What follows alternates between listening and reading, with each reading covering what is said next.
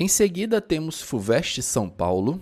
Os pratos A e B de uma balança foram equilibrados com um pedaço de papel em cada prato, e efetuou-se a combustão apenas do material contido no prato A. Esse procedimento foi repetido com palha de aço no lugar do papel. Após cada combustão, observou-se o quê? Muito bem, galera. Então, ele falou que apenas no prato A ele efetuou a combustão. Então, pensa comigo o seguinte. Ele colocou um pedaço de papel aqui, um pedaço de papel aqui, os pratos foram equilibrados, ou seja, a massa do papel igual nos dois pratos. Ele queimou o papel.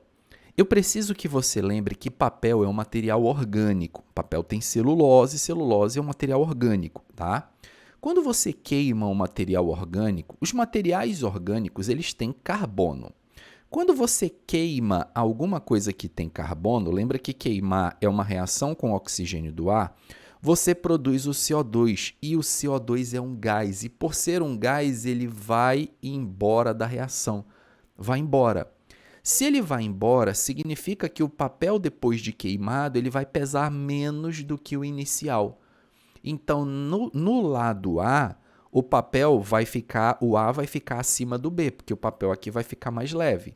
Tá? Se o papel vai ficar mais leve, papel queimado, o prato A vai ficar acima do B. Então, A e B no mesmo nível não, A abaixo de B não, A acima de B, A acima de B e A abaixo de B. Ó. Eliminamos 3 alternativas, ficamos com 2. Vou te dar um outro exemplo. Quando uma pessoa falece e o corpo dela é cremado, geralmente colocam-se esses restos numa urna que é bem pequenininha. Então, as cinzas do corpo de uma pessoa pesam muito menos do que a massa inicial do corpo da pessoa, porque você está queimando ali um material que é orgânico, você vai produzir vários gases, esses gases vão embora. Então, vai haver uma redução de massa. Todo e qualquer composto orgânico que você queima, que ele produz gás, a massa vai reduzir. Agora, ele fala que ele vai repetir esse procedimento com palha de aço. Preciso que você lembre que o aço, o principal componente do aço, é ferro. Quando você queima o ferro, você está fazendo o ferro reagir com o oxigênio do ar.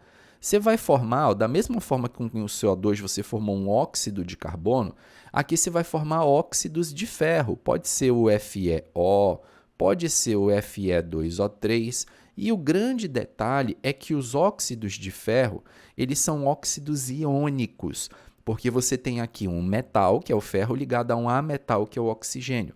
Logo, essa ligação ela tem um caráter predominante iônico. Se essa ligação é iônica, todo composto iônico é sólido nas condições de temperatura e pressão ambiente.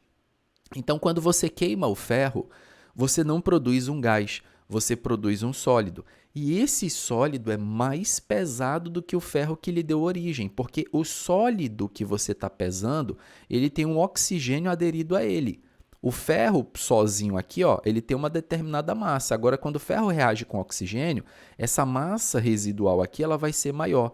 O óxido de ferro, o FeO, tem uma massa maior que o ferro. O Fe2O3 tem uma massa maior do que o ferro. Então, queimar ferro significa que você está produzindo uma substância que é mais pesada do que o ferro que havia inicialmente no experimento. Portanto, se você está queimando aqui ferro, esse lado da balança, que é o lado A, vai ficar mais pesado que o lado B, ele vai ficar abaixo. A acima de B? Não. A abaixo de B? Sim. Ó. Então, por isso que a alternativa dessa questão aí seria a letra D. Se você pegar, por exemplo, palha de aço, uma esponja de aço, e deixar ela enferrujar, ela vai ficar mais pesada porque a ferrugem é a reação com o oxigênio do ar, tá? A palha de aço, a ferrugem, ela é mais pesada do que o ferro que lhe deu origem. Então, nunca esqueça disso. Queimou o material orgânico, ele vai emitir gases. Gás foi embora, a massa reduz. Queimou um metal tipo ferro, você vai formar um óxido daquele metal. O óxido daquele metal é sólido e o sólido é mais pesado do que o metal que lhe deu origem.